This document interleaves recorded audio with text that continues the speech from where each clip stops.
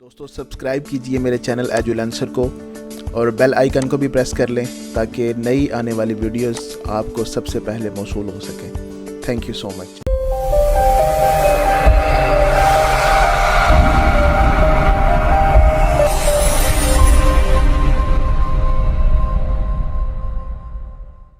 अस्सलाम वालेकुम, welcome to एजुलेंसर द मास्टर ट्रेनर। मैं हूं आपके ट्यूटर उज़्मत बसम।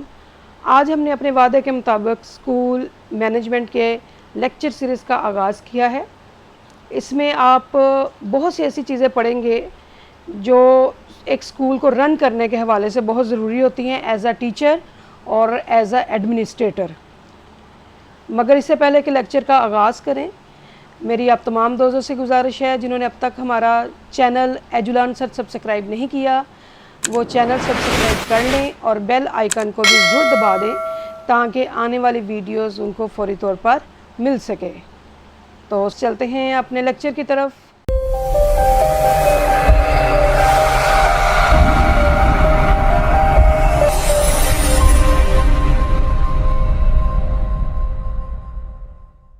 Welcome back. आज हम शुरू करने लगे हैं एजुकेशनल या स्कूल मैनेजमेंट। ये दोनों सेम चीज़ें हैं इसमें, यानी कि हम तमाम ऐसे टॉपिक क्लियर करेंगे जो एक तालीमी अदारे को चलाने के काम आती हैं। इसमें तमाम स्टूडेंट्स जो आने वाले पेपर्स में एसएस के, ट्रिपल एस के और हेड मास्टर, हेड मिस्ट्रेस के पेपर्स के लिए अपीयर होना चाहें, उनके लिए इंतहाई मुफीद है। तो इसमें हम देखेंगे कि आज हमने क्या पढ़ना है। सबसे पहले हम देखेंगे कंसेप्ट ऑफ लीडरशिप कि लीडरशिप कहते किसको हैं। ज़ाहिर बात एक स्कूल चलाने वाला जो है वो लीडर ही है, पूरी टीम को लेके वो चलता है।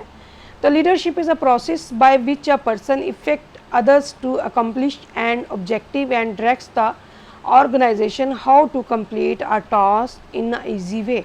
यानी वो पूरी टीम को लेके चल रहा है और उसके साथ साथ ऑर्गेनाइजेशन को भी ये गाइड कर रहा है, बता रहा है कि इस काम को किस तरह से अच्छे तरीके से किया जा सकता है।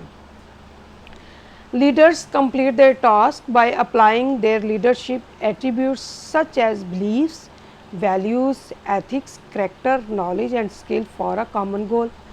यानी लीडर एक मुश्तरका मकसद के हसूल के लिए अपनी लीडराना सलाहियतों को और खसूसियात को इस्तेमाल करता है। उसमें उसके बिलीफ्स भी आ जाती हैं, वैल्यूज़ भी, उसका अखलाक, किरदार, इल्म, महारत, सब कुछ उसमें आ जाता है एक टारगेट को अचीव करने के लिए। Leadership focus on the ongoing motivation, engagement and productivity of a team. यानी लीडरशिप ऐसी खसूसियात हैं जो एक काम के मुतल्लिक़ लोगों की मोटिवेशन और उनमें पैदावाराना सलाहियतों को मज़ीद उभारती हैं। एजुकेशनल लीडरशिप क्या है? पहले हमने सिर्फ लीडरशिप देखा कि एक लीडर है, उसमें क्या क्वालिटीज़ हैं, वो काम को किस तरह से करता है। अब हम देखेंगे एजुकेशनल लीडरशिप क्या है। Educational leadership involves working and guiding teachers toward improving educational process in primary, elementary, secondary and higher secondary institutions. Educational leaders usually are employed as school principals or administrators. यानी एक इदारे को, चाहे वो primary level पे है, elementary, secondary या higher secondary, इन इदारों को चलाने के लिए गवर्नमेंट की तरफ से जो हायर अथॉरिटी अपॉइंट की जाती है उसको हम प्रिंसिपल या एडमिनिस्ट्रेटर बोलते हैं। ये प्रिंसिपल या एडमिनिस्ट्रेटर अपनी कायदाना सलाहियतों को बुरुकार लाते हुए डिपार्टमेंट की तरफ से मिलने वाले तमाम टास्क को कंप्लीट करते हैं। Role of a educational leader, यानी एक जो तालीमी इदारे का लीडर है उसका क्या किरदार है, क्या रोल है। Cooperate with teachers and provide curriculum direction and guidance. यानी वो टीचर्स के साथ कोऑपरेट करता है और उनको गाइड करता है और डायरेक्शंस देता है करिकुलम को कंप्लीट करवाने के लिए। Support teachers to effectively implement the rule of institute according to students and their academic activity. वो टीचर्स को इस तरह से सपोर्ट करता है कि उनकी एकेडमिक एक्टिविटीज़ को ना सिर्फ मॉनिटर करता है बल्कि उनको कंप्लीट करवाने का भी टास्क टीचर्स को देता है कि इसको किस तरह से कंप्लीट किया जा सकता है। Lead the development of institute with the cooperation of teachers, students, their parents and with the help of community. इस सारे टास्क को वो टीचर्स की हेल्प के साथ और उनके पेरेंट्स की हेल्प के साथ कंप्लीट करता है। अच्छा जी, इसके बाद हम देखेंगे टाइप्स ऑफ एजुकेशनल लीडर्स। तालीमी लिहाज से जो लीडर्स हैं उनकी क्या क्या टाइप्स हैं। There are 3 main types of educational leaders by management. School को मैनेज करने के हवाले से जो बुनियादी 3 किस्में हैं लीडर्स की, उनमें है सबसे पहले अथॉरिटेटिव लीडरशिप, डेमोक्रेटिक लीडरशिप और लेज़ी फेयर लीडरशिप। आज का हमारा जो टॉपिक है उसमें हम देखेंगे अथॉरिटेटिव लीडरशिप में क्या क्या क्वालिटीज़ होती हैं, उनके काम करने के तरीक़ाकार से क्या क्या फ़वाइद मिलते हैं और उसके नुकसानात क्या क्या कुछ हैं। बाकी 2 जो टाइप्स हैं इनको हम लोग इंशाल्लाह आने वाले नेक्स्ट लेक्चर्स में क्लियर करेंगे। सबसे पहले हम देखते हैं जी डेफिनेशन क्या है अथॉरिटेटिव स्टाइल की। Authoritative leadership is also known as autocratic leadership is a management style in which an individual has total decision making power and absolute control over his subordinates। यानी इसके नाम से ही ज़ाहिर है ये अथॉरिटी बेस्ड। पेपर में कहीं पे ऑटोक्रेटिक लीडरशिप आए तो वो भी समझ लें, तो ये भी समझ लें कि वो अथॉरिटेटिव लीडरशिप है। यानी एक इंसान वही डिसीजन करता है, अपनी पावर का इस्तेमाल करता है और अपने मातहत लोगों को इस हद तक मजबूर कर देता है कि वो उसके किए गए फैसलों को बिला चूचरा माने। It is an administrative style which resembles with dictatorship. इसका दूसरे तरफ से ऐसा भी समझा जा सकता है जैसे डिक्टेटरशिप की दूसरी मिसाल है एडमिनिस्ट्रेटिव लिहाज से। फीचर्स हम देखते हैं कि इस स्टाइल के फीचर्स क्या कुछ हैं। Administrative impose his decision and opinion upon his subordinate. Administrator अपने डिसीजंस को और अपनी सोच को अपने मातहत लोगों पर इम्पोज करता है। There is no respect of feeling and sentiments and no sympathy और रिलैक्सेशन फॉर सबऑर्डिनेट्स। यानी अपने मातहत लोगों के लिए उसके पास ना तो कोई हमदर्दी होती है, ना रिलैक्सेशन और ना उनकी फीलिंग्स और जज्बात की कोई कदर होती है। Focus is on control and discipline. उसका बेसिक फोकस जो होता है वो कंट्रोल और डिसिप्लिन पे होता है। देयर इज़ नो शेयरिंग और कंसल्टेशन अबाउट एनी मैटर। किसी भी मसले को लेकर वो टीचर्स के साथ या अपने सबऑर्डिनेट्स के साथ शेयर करना पसंद नहीं करता, ना उनसे मुशावरत करना पसंद करता है। Subordinate has no right to ask question. Subordinates को कोई राइट नहीं होता कि वो उससे कोई क्वेश्चन पूछ लें उसके किसी डिसीजन के बारे में। Only follow the rules and orders which imposed. सिर्फ रूल और ऑर्डर को फॉलो करना उनकी जिम्मेदारी होती है। Boss is always right is the motto of this style.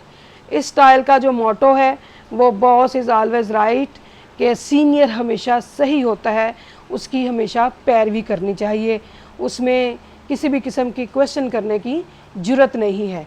इसका एडवांटेज क्या कुछ है जी। Institutions reflect order, discipline and compliance of rule and regulation. इदारों में रूल और रेगुलेशन का बहुत ज़्यादा इफ़ेक्ट होता है। वहाँ पे हर तरफ आपको डिसिप्लिन मिलता है। जो भी ऑर्डर आता है डिपार्टमेंट की तरफ से, हायर अथॉरिटी की तरफ से, वो विद इन टाइम कंप्लीट हो जाता है। Work is completed without delay. यानी काम टास्क जो भी मिले वो बगैर डिले के कंप्लीट हो जाता है। Only the opinion of expert is implemented. सिर्फ एक्सपर्ट्स की जो ओपिनियन होती है उसको इम्प्लीमेंट किया जाता है। सिर्फ एक्सपर्ट्स की ओपिनियन वो काबिले अमल होती है, किसी दूसरे की राय को तरजीह नहीं दी जाती। All the assignments are carried rapidly. तमाम किस्म के असाइनमेंट्स को बहुत तेज़ी के साथ कंप्लीट किया जाता है। It encourage working relationship. इसमें उन लोगों को इनकरेज किया जाता है जो काम करने वाले हैं। इस तरह के इदारों में यस सर करने के अलावा लोगों का फ्यूचर नहीं होता, उनको वो चल नहीं सकते। ऐसे लोग जो सवाल करने के आदी हैं या उसमें कोई तो जी निकालने के आदी हैं, उनका इस तरह के इदारों में चलना और सर्वाइवल बहुत मुश्किल हो जाता है। It is result oriented. सबसे बड़ा इसका फ़ायदा ये होता है कि इसमें आपको नताइज बहुत अच्छे मिलते हैं।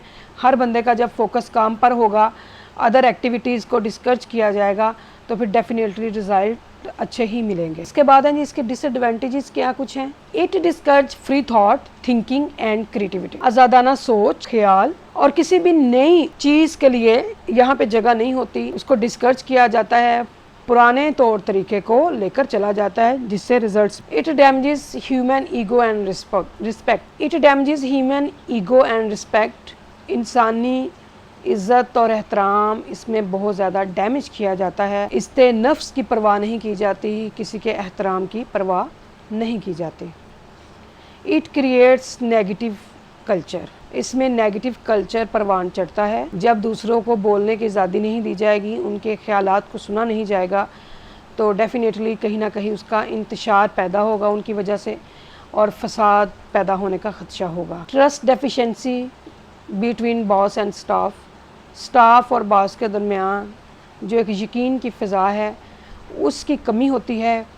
स्टाफ अपने मसाइल बॉस के साथ शेयर नहीं कर पाता और बॉस को भी सूरत हाल का अंदाज़ा नहीं हो पाता कि ग्राउंड रियलिटीज़ क्या हैं।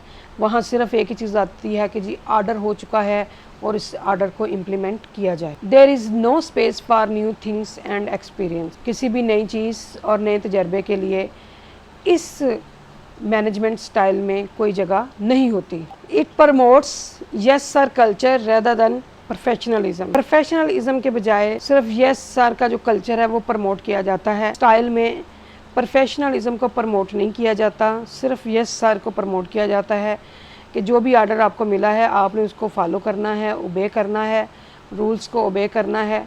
इसमें अपनी राय की और अपने ख्यालात पेश करने की कोई गुंजाइश नहीं है। तो स्टूडेंट्स, ये था आज का हमारा लेक्चर।